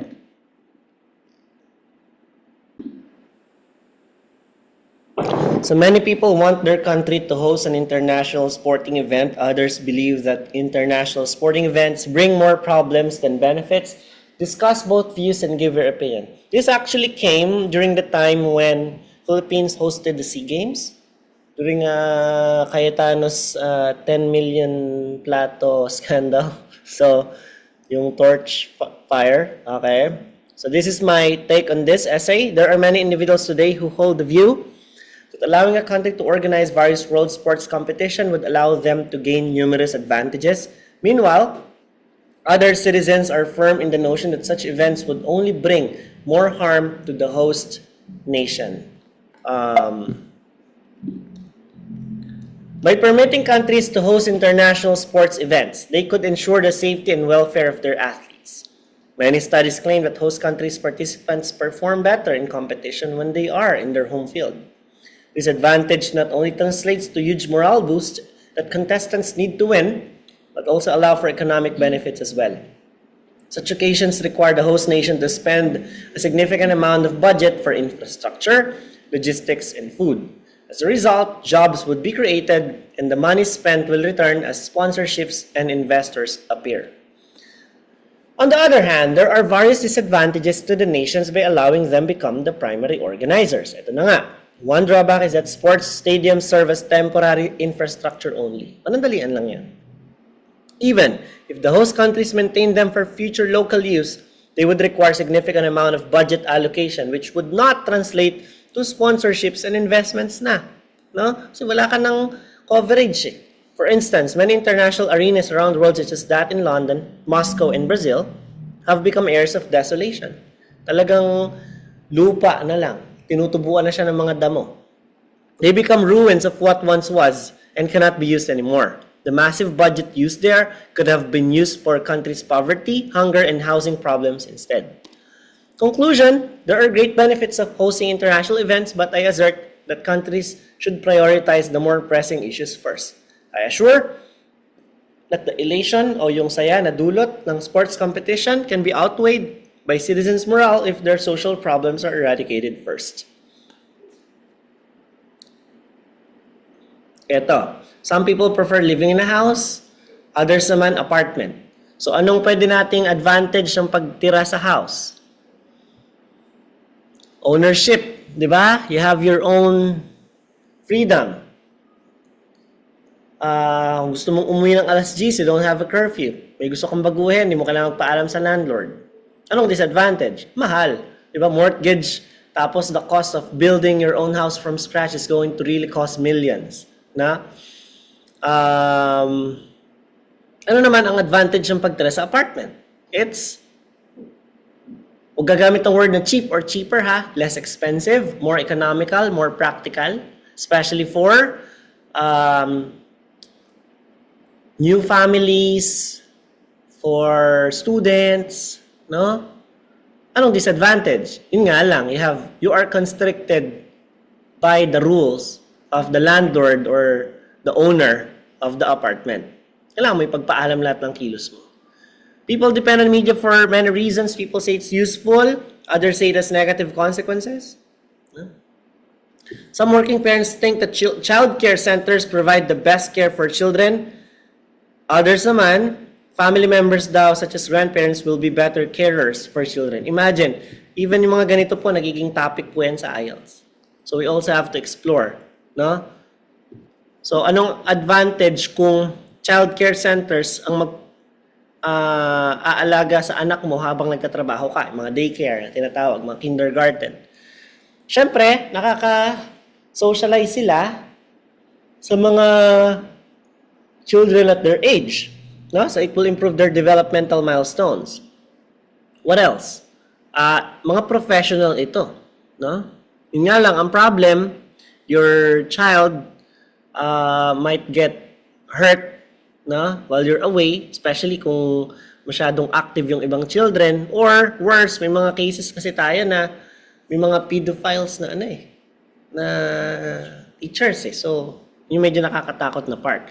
On the other hand naman, si grandparents, dun siya papasok, of course, they care because it's their own blood. Kadugo nila yan, relative nila yan, no? The problem is, masyado nilang nai-spoil yung mga bata. To the point na ayaw na nga ng mga bata sa mismong parents. Pag sunduan na, mas gusto pa nila sa grandparents. Kasi nga, they spoil their grandchildren. Ito yung sa happiness, computers. Sayang na, napapagod na ako magsalita. Ito, media, pop culture, and friends. Ginawa ko din to before. Napakadaba niyan. So please pakibasa. Ito din, ang dami kong sample. Ilan na to? Pang 10 na to? No? Pang 10 na mula kanina, no? Kasi nakalima na tayo nung beginning, plus yung international sporting events, dumagdag. Pang siyam na to, pang siyam.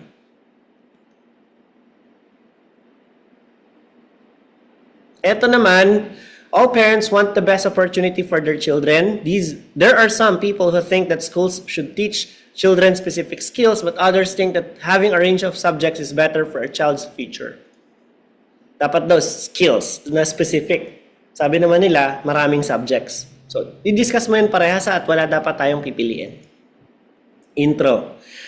Many people believe that since parents want their young ones, parents want to sobra ng S.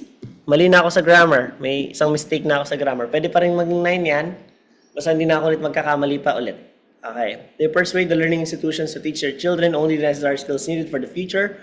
However, other individuals still acknowledge the importance of having an array of courses for the learners to make them more well-rounded. Many parents these days enroll their children to school to pick up essential knowledge and skills that will eventually become helpful for their future career choice. For these primary caregivers, yun yung tawag natin sa parents, this is our another term. The most important thing about learning is ensuring that the little ones can gain profitable and desirable job in the future. This can become successful only if the schools focus on the necessary lessons that will prepare these little ones to the next stages of their education for their employment preparations. Little ones, pwede ko naman palitan ng mga young ones to.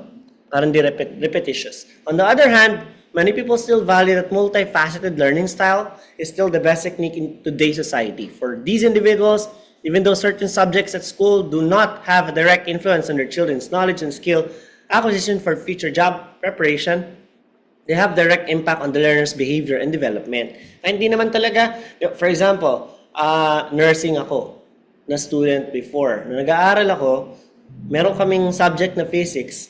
Tapos yung mga questions on is about ano daw yung velocity nung bala ng baril kapag pinutok ito at ganitong time, anong oras ito tatama. Ang pinag-aaralan niya namin how to stop the bleeding, but we're talking about that, no? But it can affect the learner's behavior and development. For example, PE, lessons are overlooked by parents. Such subject teach the young ones to have fun and coordinate with their classmates that can be helpful in their future employment, since teamwork is what many employers look out for these days. In conclusion, although the parents have the mindset of giving only the best for their children, my belief is firm that changing the structure of today's curriculum would not help this case. I'm certain that all subjects have their own significance to a child's behavioral tendencies, making them more developed and adaptive as they grow up. Dami ko maling grammar, especially dito. May only ako. Tapos, yung SS, so, siguro, masyado ko nagmadali kasi 8 minutes ko lang to tinype live with 291 words. So again, I still have a lot of time on my hands. Meron pa akong 32 minutes to think about anong mga pwede kong i-adjust dyan. So ito po ay raw na ginawa ko before. Kinapi-paste ko lang para makita nyo na this is how I do essay writing, which I'm also going to let you see mamaya. Ito naman ang magiging assignment nyo. It is taught by some that it is better to live in a city, while others believe that life is better on the countryside. Kaya niya yan. Madaling-madali lang yan. No? Ano ba advantage ng pagtira sa city? City living. Amenities are around you. Nandiyan hospital. Huwag naman sana, may nagkaroon ng emergency health situation. Within minutes, andun ka na. Dito ka manggagaling sa Nueva Ecija. This is considered a countryside. Tapos dadaling ka sa isang specialty hospital, a cardiac unit in Manila, dadaling ka doon. How long will it take you? Hours. Diba? In any cardiac problem, particularly kung heart attack or stroke, dapat ang action dyan in less than 20 minutes na nagkaroon na ng intervention, medical intervention. Hours yun. Ang dami ng mga irreversible problems na pwedeng mangyari just because of the length of your travel. Meron din naman syempre dito. No? But, of course, specialized hospitals are in Metro Manila. Another, yung school. Di ba? Yung mga prestigious university. Sino dito nag-aaral sa Manila? Eran? Anong school mo, ma'am? Yung IRA, ikaw? Trinity. Kami dyan lang sa Wesleyan. Lapit lang, di ba? Tsaka yun, di ba? Pero paano kung nakatira tayo sa Karanglan, di ba? Gets niyo yun? Doon sa boundary ng Karanglan at Vizcaya. So, ang layo. What else? Mga basic needs. Di ba? So, kung bumili ng ice cream di ba? Baba lang ako sa 7-Eleven. So, yung amenities. Ano naman ang may offer ng countryside? Ambience, environment, peace and quiet. Sceneries. Serene. Di ba? Peace of mind. Ako nga, sabi ko nga sa sarili ko. Relaxation. Ang tawag ko sa Baler, may retreat place. Talagang pagka-burn out na ako, lalo nung mga 2017-18. Pagkatapos ang Sabado na klase, sakay ako ng bus, biyahe ko ng Baler. Overnight lang ako doon, kinabukasan. Uwi na ako dito sa Nueva Ecija, refresh ako. No? Kahit siguro makipag-boxing ako kay Pacquiao, ganun feeling kong sobrang refresh Okay? So yun yung mga magiging arguments natin. No? Okay. So gawa muna tayo ng essay. Nakita niyo yung aking mga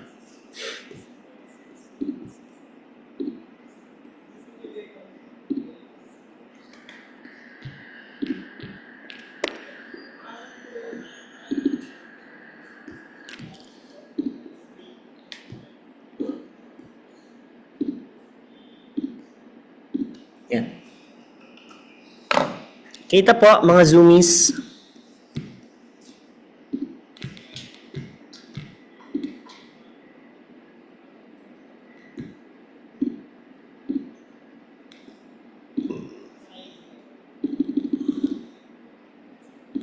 Yan.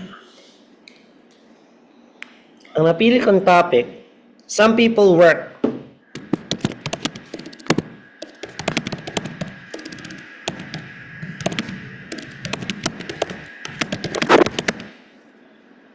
same organization all their working life.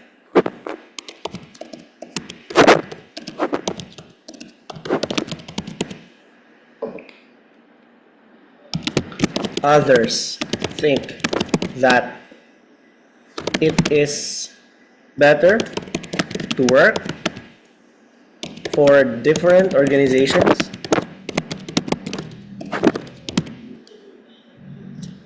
discuss both views and give your opinion.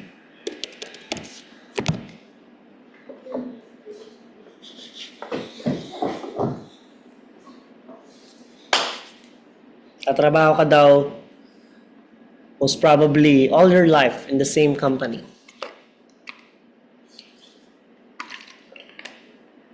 Ano kayong advantage na meron doon? Diba? Meanwhile, meron namang iba, pinopropose nila yung idea na mas okay, yung pa iba-iba ka, no?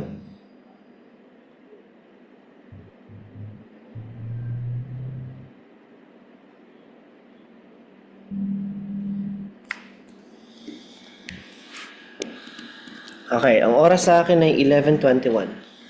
Alright. There are many individuals who hold the view that being employed in one company throughout their whole career can have many advantages. Meanwhile, others are exploring the idea of shifting to various organizations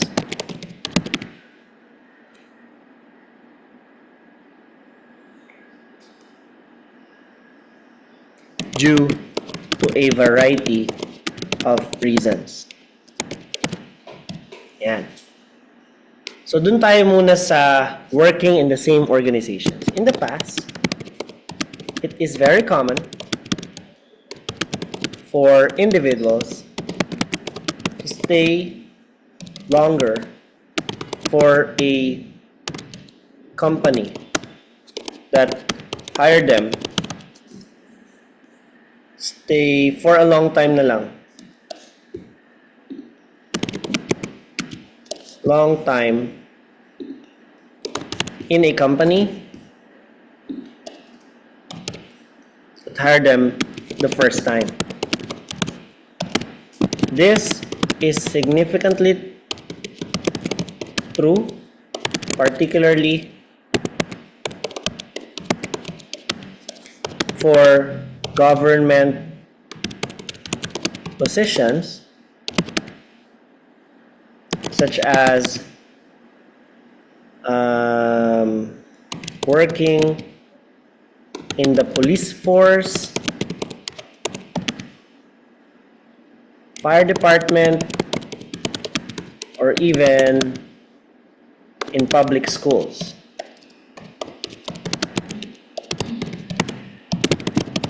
such decision to stay for decades would warrant these employees to maintain career progression and even secure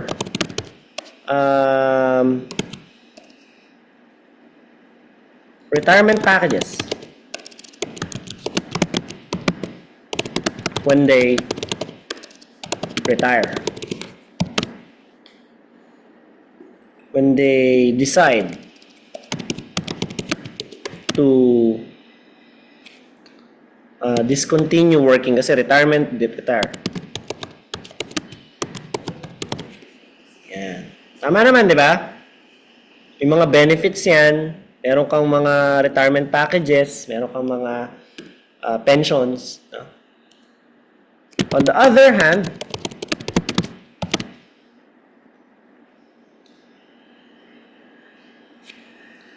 employees of these this modern time na lang, modern time, are exploring various companies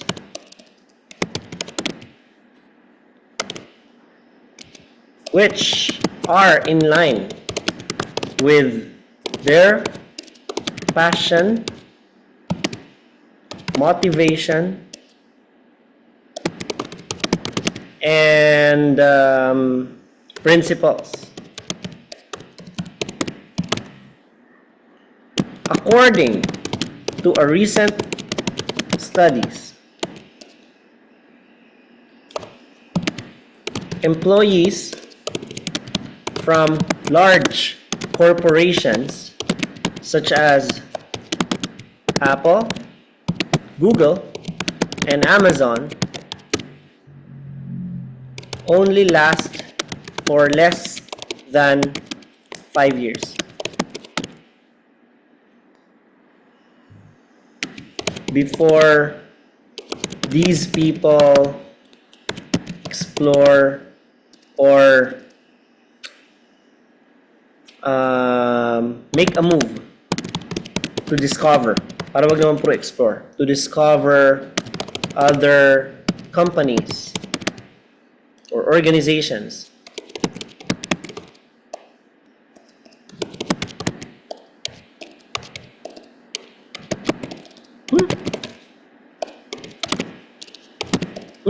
Ba yan? Yan.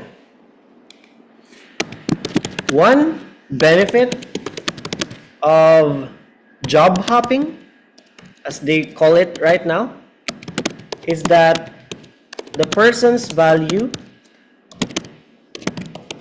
as an employee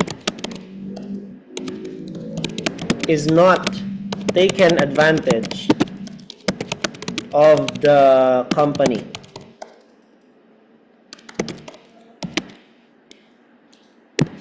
If the skills of the individual is essential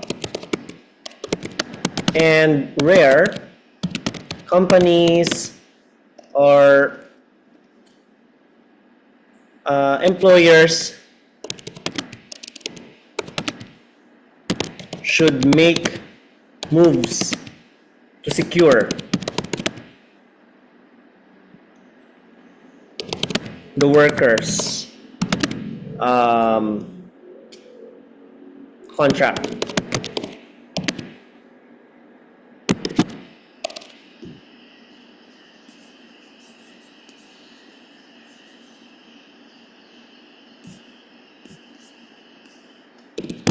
In conclusion, although long-term employment would secure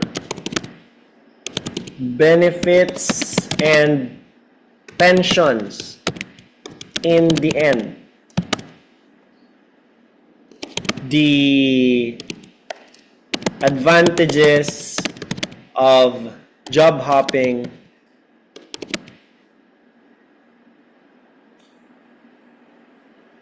ensures that monetary gains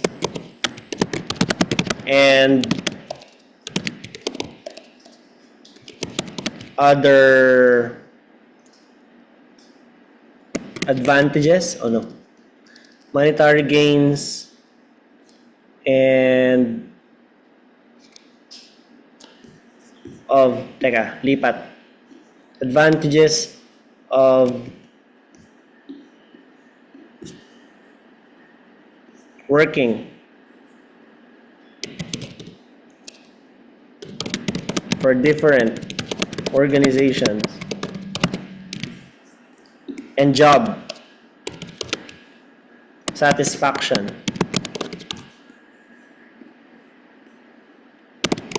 are achieved now. So yun yung pinagkaiba nila. Pag nag-stay ka dun sa isang lugar na hindi ka naman masaya, di ba? So this prevents stagnation and encourages career and personal, both career, growth. Yeah. Pwede pa nga natin dagdag nyo, as you meet new people and different working cultures and blah, blah, blah. 8 minutes, 11:20 to ako nag-start, 11:30. It's 2:73, tanggalin natin to, baka may dagdag pa ako. 2:45, kulang pa ako ng 5.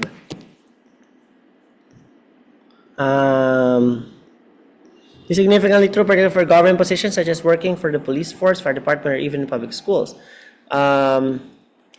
Staying for years in such institutions would allow these employees to strategically maintain their position as they eye for a better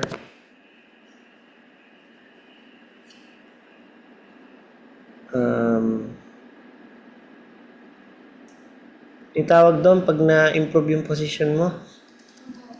Na-promote. I for A, future promotion. Yan. Ano to? 2:66 in 8 minutes. So marami pa akong pwede idagdag. Pwede ko pa actually explore tong part na to. No? So yan. It didn't take me a short time para ma-reach yung ganitong level of skill, typing an 8-minute, 266-word essay, sometimes typing a 12-minute, 340-word essay. No? It took me years. And imagine, you're in this position that you encounter this for the first time. I want you to commit time and effort so that you can improve on the craft. Ang gusto ko pa pag gumagawa kayo ng assignment, hindi nyo siya ginagawa na 40 minutes tapos kung ano yung abutan, yun na. Ang gusto ko po, pag gumagawa kayo ng assignment, lumalagpas kayo sa 250 words, 265, 275, to 320. Na, that's our upper limit. Wala pong maximum number of words. It's up to you. Gusto mo mag 400, go. But I don't recommend more than 320 kasi you could be discussing topics parang nagiging marami siyang words na unnecessary. And imagine this the more you write, the more likely it is you will commit a mistake. We want to minimize those errors as much as possible. So, may mga pumapasa naman ng 270, 295, 310, no? So, gusto ko lang nandun kayo sa limit na 270 to 320. Okay? But I'm not telling you that you cannot go 330. It's just that, again, time is not on our side. You have to do it in 40 minutes. So, nung tinatype ko to, first time akong gumagawa ng live na ganito noon, naabot ako ng 33 minutes. 2018, I was at my 22-minute mark. Ngayon, 8 minutes, isang essay, di ba? So, kailangan nyo mag-practice. Kasi first time nyo pa lang ito na-encounter. So again ha, kailangan lumalagpas po tayo sa 250 kahit lagpas sa time. No? Gusto ko ma-develop yung culture na to within yourself na tinatapos nyo siya with the number of words. Yung time, madali na lang yan eh. Then we can figure out paano natin siya paikliin. Saan ka bang nagkaka-problem? Doon ba sa editing during? Kasi dapat ang editing nasa later. Okay? Saan ka ba nagkaka-problem? Sa planning ba? Sa execution ba? Sa typing ka ba may problem? So until we can determine which is that area, nagkakaroon tayo ng problem. So for this entire week, I only had like one student na nagpa-check ng assignment nila for last week, which was agree-disagree. So please guys, I'm actually begging you. Wala na po nagpapa-check sa akin ng writing. Gusto ko meron ako mga makakuha ng 7 dito. It's all going to be about the practice and how you can improve afterwards. Okay? Yes! Yes, pwede po. Okay, yan nga po ang gusto kong mangyari. Ano? Pwede nyo pong isubmit ang inyong mga writing tasks every after lecture. Basta makita nyo ako, andito ako, pasan nyo siya agad. No? Mabilis lang yan. So, yun lang po. Gawin yung assignment. Sir, hindi ko feel gawin yung assignment na nakita ko, na pina-assignment mo kanina. Meron po ako nakita sa orange book. Pwede ba ngayon? Pwede po ba yung ibang mga samples po na pinakita nyo? Pwede. No? So thank you kay Abigail, Isa, Christian, Micah, Reynalyn, Rhea, Valerie, and Zaistro for remaining until the end of my discussion. Have a nice day ahead. God bless and good luck on your exams. Goodbye.